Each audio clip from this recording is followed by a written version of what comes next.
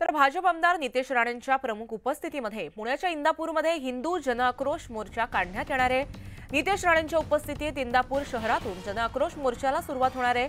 तर मोर्चानंतर दुपारी इंदापूर शहरातील नगर परिषदेच्या प्रांगणामध्ये जाहीर सभा देखील पार पडणार आहे। काही राजकीय संघटना आणि सकल मराठा तरुणांनी नितेश राणेंच्या या सभेला मात्र विरोध केलाय।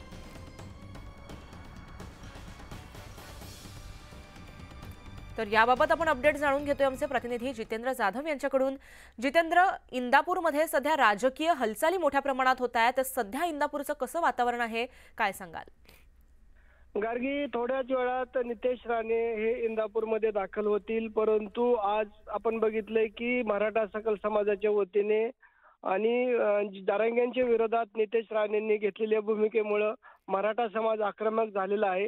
त्यांनी इंदापुरात यावं, परंतु मराठा समाजांच्या भावना दुखावू नयेत आणि जरांगेंच्या संदर्भात त्यांनी कुठल्या प्रकारचे वक्तव्य करू नयेत असा त्यांनी इशारा दिलेला आहे। त्यांना नितेश राणे इंदापूर त्यांना आमची काही हरकत नाही असे देखील त्यांनी सांगितलेलं आहे।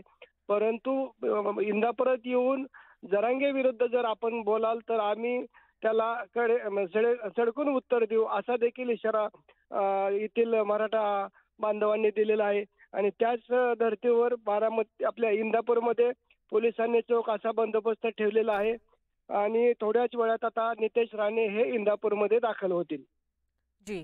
याची संपूर्ण अपडेट घेत राहणार आहोत। तत्पूर्वी धन्यवाद जितेंद्र, तुम्ही दिलेल्या माहितीसाठी।